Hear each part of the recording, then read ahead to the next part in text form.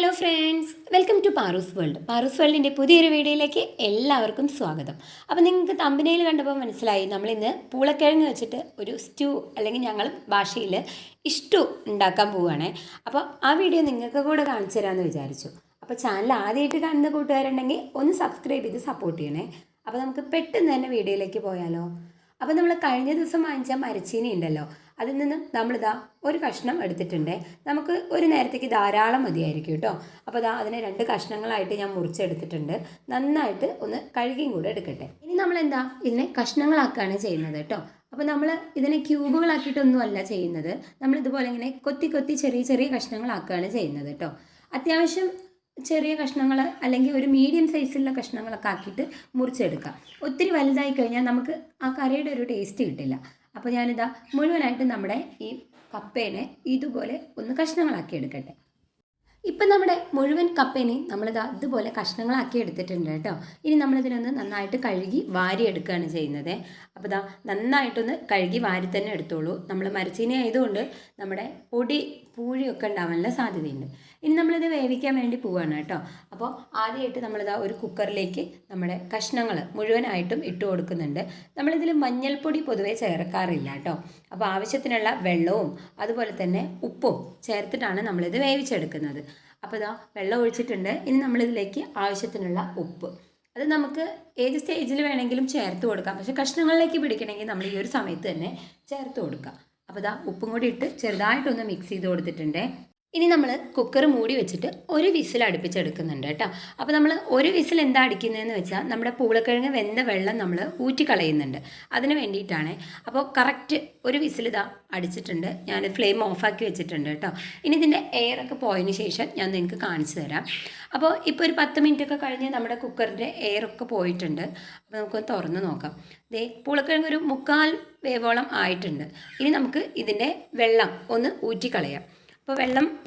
അപ്പോൾ വെള്ളം ഊറ്റി കളഞ്ഞിട്ട് ഞാൻ അത്രത്തോളം ചൂടുവെള്ളം ഒഴിച്ചതാണ് കേട്ടോ. അത് കാണിക്കാൻ വിട്ടുപോയതാണ്. അടുത്തതായിട്ട് നമ്മൾ തേങ്ങയുടെ ഒരു 2-ാം പാൽ എടുത്ത് വെച്ചിട്ടുണ്ടായിരുന്നു.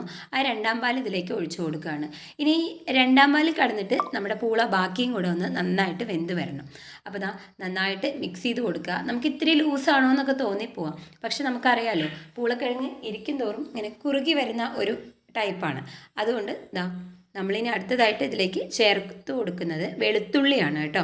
അപ്പോൾ പൂളക്കിഴങ്ങ് കുറച്ച് ഗ്യാസിൻ്റെ പ്രശ്നമൊക്കെ ഉണ്ടാക്കുന്നതായതുകൊണ്ട് വെളുത്തുള്ളിയും ഇഞ്ചിയും ഒക്കെ ചേർത്ത് കൊടുത്തോളൂ.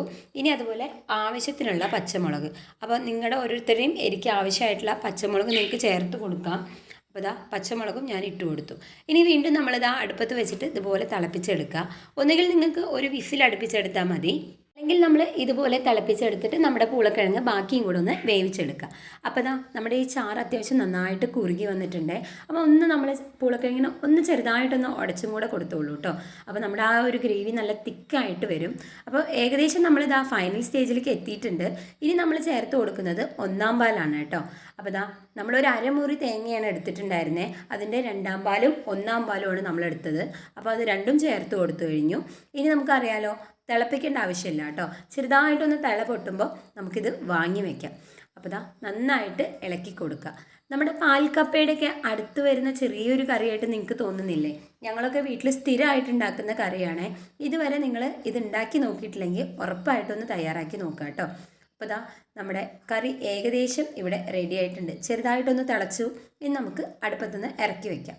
അപ്പോൾ ഞാൻ ഇറക്കി വെച്ചു. ഇപ്പോൾ ചെറുതായിട്ടൊന്ന് തിക്കായി വന്നിട്ടുണ്ട് കേട്ടോ. ഇനി നമുക്കിതിലേക്ക് ആവശ്യത്തിനുള്ള കറിവേപ്പില ചേർത്ത് കൊടുക്കാം. അപ്പോൾ നമ്മൾ കറിവേപ്പിലയ്ക്ക് ഇഷ്ടത്തിനനുസരിച്ച് ചേർത്തോളൂ കേട്ടോ. അപ്പോൾ കറിവേപ്പില ഇട്ടു.